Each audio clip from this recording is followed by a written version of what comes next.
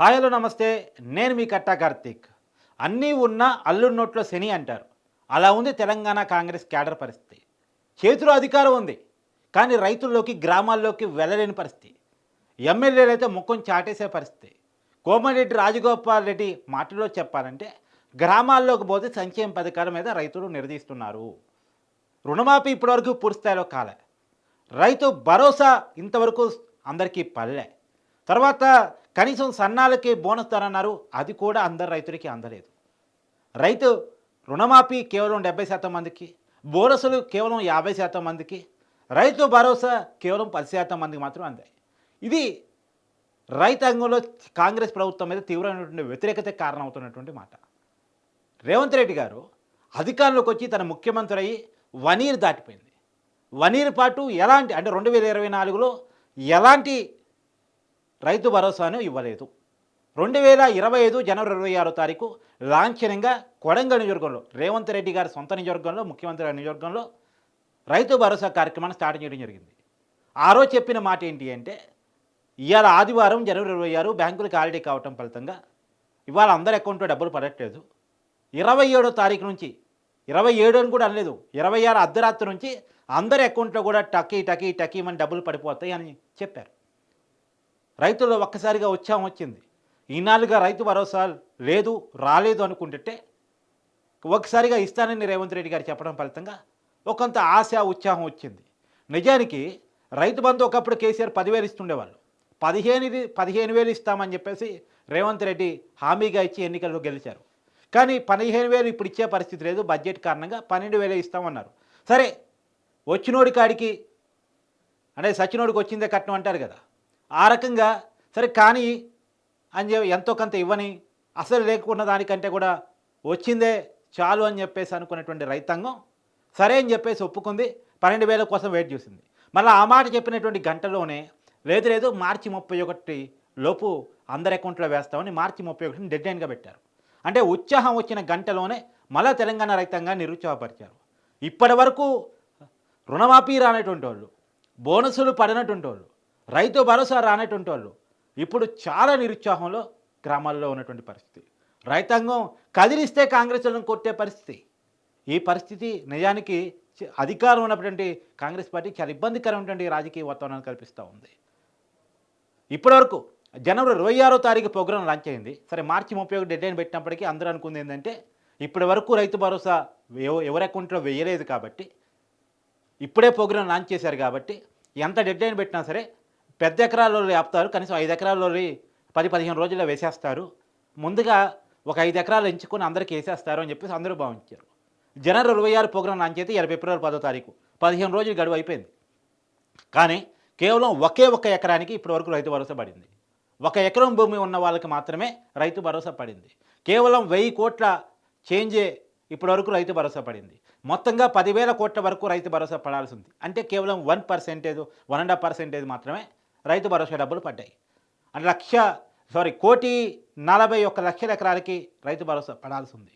కానీ కేవలం 14-15 లక్షల ఎకరాలకి మాత్రమే ఇప్పటివరకు రైతు భరోసా వేసినటువంటి పరిస్థితి. ఈ పరిస్థితుల్లో కాంగ్రెస్ ప్రభుత్వం మీద రైతులు అగ్గి మీద గుగ్గులం అవుతున్నారు.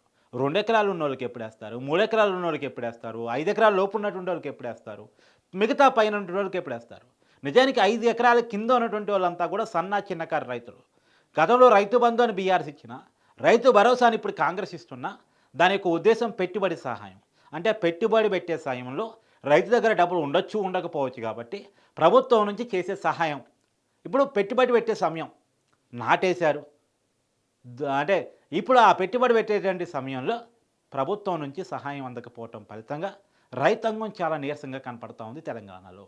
గతంలో ఎన్నడూ లేనటువంటి ఒక సిచ్యువేషన్ ఇవాళ తెలంగాణ సమాజం చూస్తూ ఉంది తెలంగాణ రైతాంగం విషయంలో.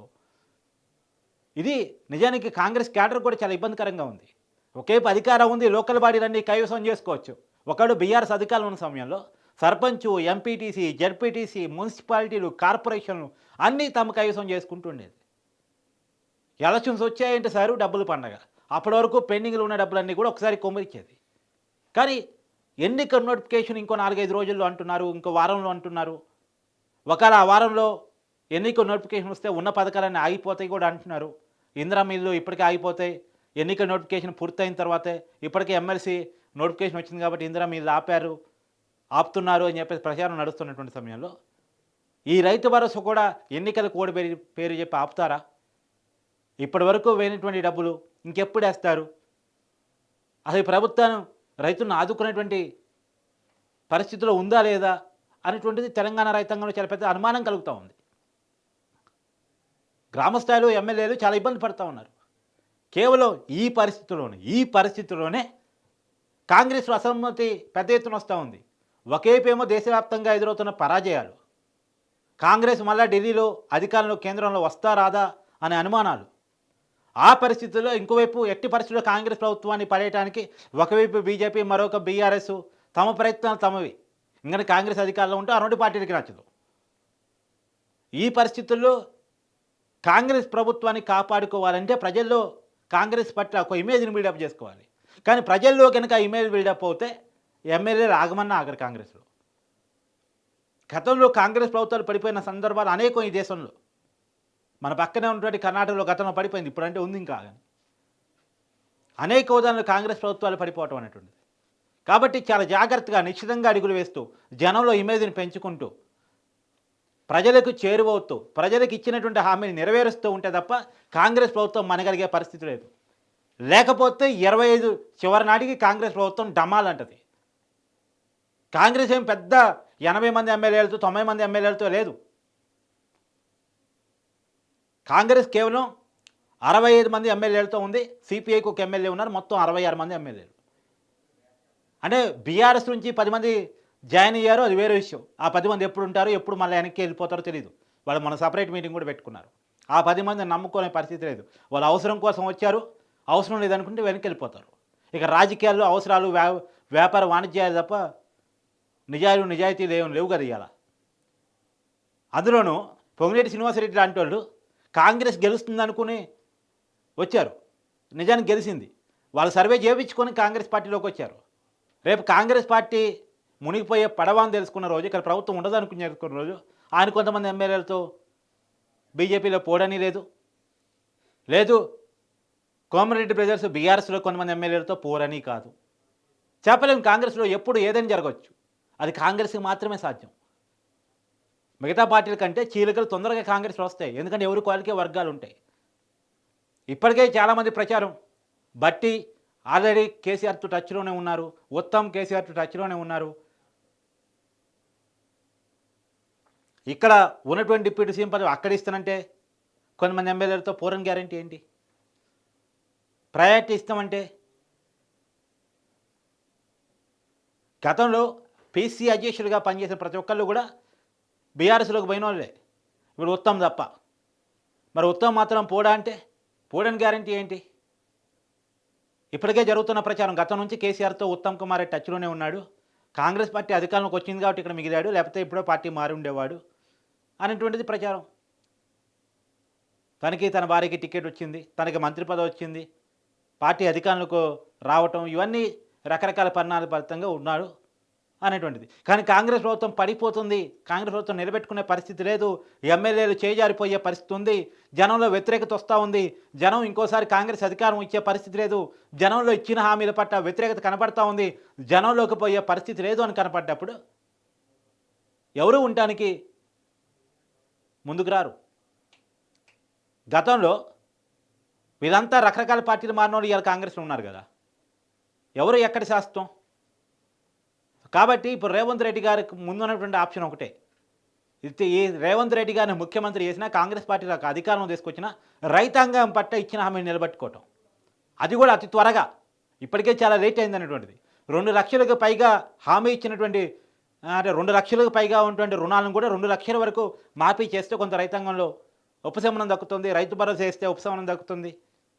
పెండింగ్లో ఉన్నటువంటి బోనస్ డబ్బులు వేస్తే కొంత ఉపశమనం దక్కుతుంది. రైతుల్లో వ్యతిరేకత కనుక కూడబెట్టుకుంటే, ఎందుకంటే మళ్ళీ ప్రధానంగా చెప్తున్నాను, ప్రతి వీడియోలో చెప్తున్నాను, కాంగ్రెస్కి అధికారం ఇచ్చిందే రైతాంగం. ఇవాళ రైతాంగం కనుక ఓట్ బ్యాంకుగా కాంగ్రెస్గా లేకపోయి ఉంటే కాంగ్రెస్ అధికారంలోకి వచ్చి ఉండేదే కాదు. కానీ ఇప్పుడు ప్రధానంగా అదే రైతాంగం రైతు భరోసా ఎప్పుడో అని అడుగుతున్నారు. అసలు రైతు భరోసా వేసే ఉద్దేశం రేవంత్ రెడ్డికి ఉందా లేదా అని అడుగుతున్నారు. కేవలం 1 ఎకరానికి మాత్రమే వేసావు, 2 ఎకరాల వాళ్ళకి ఎప్పుడు వేస్తావు, 3 ఎప్పుడు వేస్తావు, 5 ఎప్పుడు వేస్తావు? 5 ఎకరాల వాళ్ళంటే సన్న చిన్నకారు రైతులు కదా, 5 ఎకరాల వాళ్ళకి ఎప్పుడు వేస్తావు అనేటువంటిది బేసిక్గా తెలంగాణ సమాజం అడుగుతున్న ప్రశ్న.